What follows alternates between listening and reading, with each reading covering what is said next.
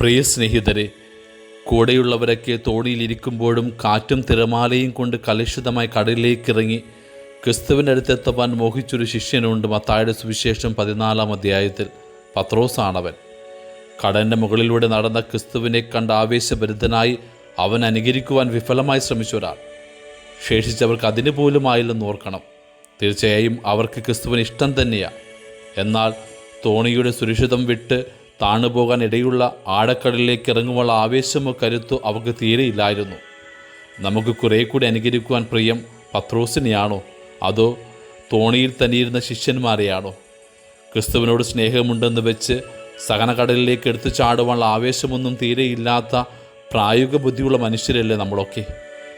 ക്രിസ്തുവിൻ്റെ പീഡാസഹന വേളയിൽ പ്രിയ ശിഷ്യർക്ക് സംഭവിക്കാനിരിക്കുന്ന വീഴ്ചയെക്കുറിച്ചുള്ള മുന്നൊരുക്കം മാത്രമായിരുന്നു അന്ന് കടലിൽ സംഭവിച്ചതെന്ന് ചിലപ്പോൾ തോന്നിപ്പോകുന്നു.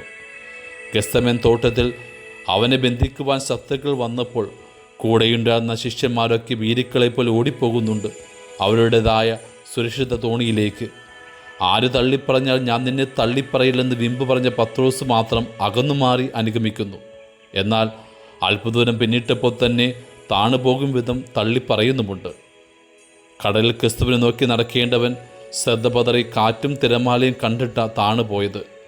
ഭീരുവിനെപ്പോലെ തള്ളിപ്പറഞ്ഞ പത്രോസ് വീണ്ടെടുക്കപ്പെട്ടത് ക്രിസ്തുവിൻ്റെ കണ്ണിലേക്ക് നോക്കുവാൻ വീണ്ടും മനസ്സുണ്ടായതുകൊണ്ടാണ്. ക്രിസ്തുവിനെ ശ്രദ്ധ കേന്ദ്രീകരിച്ചുള്ള ജീവിതമാണെങ്കിൽ ഒരു സഹനകയത്തിലേക്കും ആരും വീണുപോകില്ലെന്നേ. പത്രോസിന് എന്തുകൊണ്ട് നാം അഭിനന്ദിക്കണം? കാരണം മറ്റാരും തയ്യാറാകത്ത് അവൻ ചെയ്തു.